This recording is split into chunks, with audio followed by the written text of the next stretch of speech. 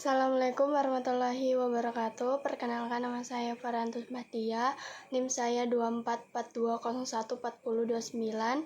Di sini saya akan membawakan materi motivasi belajar.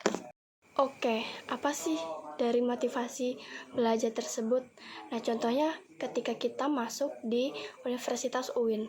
Nah, itu kan kita ada tuh termotivasi ingin menjadi yang lebih baik dan ingin menjadi sarjana, karena di situ bukan hanya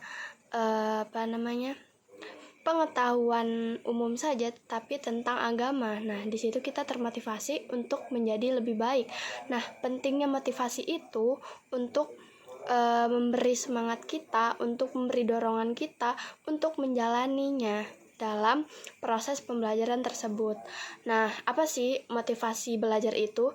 Yaitu dorongan yang memicu individu untuk belajar dan mencapai tujuan dan bertahan dalam menghadapi tantangan. Nah, seperti kita nih, dalam mahasiswa kita menghadapi tantangan dalam tugas-tugas untuk mencapai tujuan kita dan bertahan sampai saat ini karena kita mempunyai tujuan selanjutnya, karena kita mempunyai motivasi untuk menjadi sarjana. Nah, ada faktornya juga, yaitu ada intrinsik dan eksternal. Intrinsik yaitu hasrat kita untuk mendorong perilaku kita yang awalnya kita seperti biasa-biasa saja menjadi ingin melakukan itu, ingin belajar untuk melakukan hal seperti itu. Nah, pentingnya itu motivasi dalam kesuksesan akademis. Jadi kesuksesan akademis dan non-akademis juga membutuhkan motivasi belajar agar kita itu bisa semangat untuk menjalaninya. Nah, tergantung apa yang kita capai itu tergantung dari semangat kita, motivasi kita, dan tujuan kita, arah kita tuh tergantung dari motivasi belajar dan tergantung dari hasil yang kita dapatkan. Nah, selanjutnya ada prinsip-prinsip motivasi belajar. Pertama, ada motivasi sebagai dasar penggerak aktivitas belajar. Kenapa sih motivasi itu sebagai penggerak? Nah, kita bangun tidur ingin nih masuk ke kelas dan belajar. Tapi kalau kita malas-malasan, gak ada motivasi, jadi kita gak akan ngelakuinnya. Nah, dari motivasi tersebut, jika kita ingin pintar, ingin tambah pengetahuan, nah itu bisa menggerakkan aktivitas belajar kita. Nah, selanjutnya ada motivasi berupa pujian lebih baik daripada hukuman. Kenapa pujian itu lebih baik daripada hukuman? Karena pujian itu bisa menambah mood kita. Jadi kayak misalnya kita mendapatkan pujian dari motivasi tersebut, kita tuh tambah mood, tambah semangat untuk melakukan sesuatu dari tersebut. Nah, yang ketiga ada motivasi berhubungan erat dengan belajar. Kenapa motivasi itu berhubungan erat dengan belajar? Karena kita belajar dalam proses itu tidak mungkin langsung mencapai tujuan, pasti ada tuh kegagalan, keputusasaan tuh ada. Nah, motivasi muncul untuk menutupi dari rasa keputusasaan kita, dari rasa tidak kepercayaan dirinya kita. Selanjutnya ada peran motivasi dalam proses belajar. Nah, yang pertama ada peran motivasi sebagai pendorong kegiatan belajar. Kenapa motivasi ini sebagai pendorong kegiatan belajar kita? Seperti yang saya jelaskan tadi, karena kalau tidak ada motivasi, kalau kita tuh tidak percaya diri untuk melakukan dari proses belajar itu, kita nggak akan melakukan itu. Kalau kita tuh terus tidak percaya diri terhadap diri kita.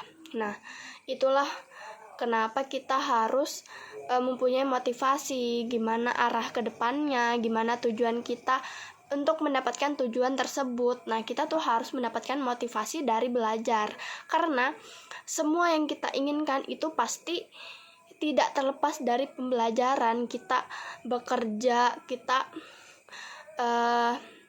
sekolah tidak lepas dari pembelajaran. Pembelajaran bukan hanya di kelas saja, tapi di luar kelas juga bisa disebut pembelajaran dari proses yang kita inginkan. Nah, yang kedua ada peran motivasi untuk memperjelas tujuan dan pembelajaran. Nah, yang tadi kita bahas motivasi untuk memperjelas tujuan pembelajaran, karena motivasi kita tuh harus kita tentukan dari awal kenapa kita ingin melakukan seperti itu, kenapa kita menginginkan seperti itu, seperti cita-cita kita, kenapa kita inginkan, pasti ada motivasi serta tujuannya.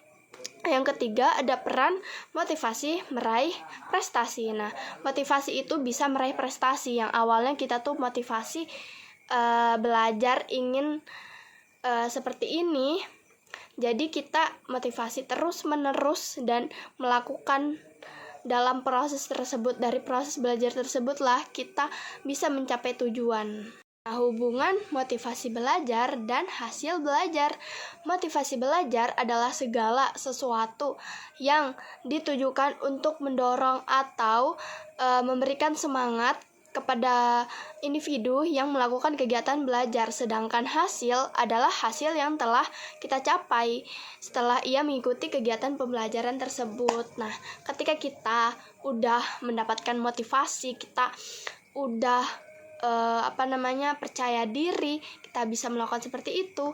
Nah, tuh dapatlah dari hasil pembelajaran tersebut, hasil dari keinginan kita. Dari awalnya hanya motivasi keinginan sesuatu menjadi kenyataan dan hasil dari pembelajaran tersebut.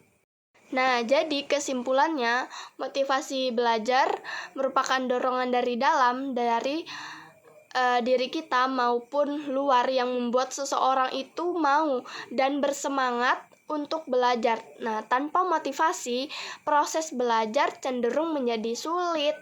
Nah, menjadi kayak malas-malasan dan membosankan dan kurang efektif untuk melakukan pembelajaran. Sebaliknya, jika seseorang itu memiliki motivasi yang tinggi, ia akan lebih fokus tuh, tekun, tidak mudah nyerah, dan selalu percaya diri dan selalu berusaha untuk mencapai tujuannya. Jadi buat teman-teman semuanya, terus semangat untuk mencapai tujuan kita. Kita pasti semua mempunyai arah dan tujuan masing-masing, nggak boleh putus asa intinya. Oke, sekian dari saya. Wassalamualaikum warahmatullahi wabarakatuh.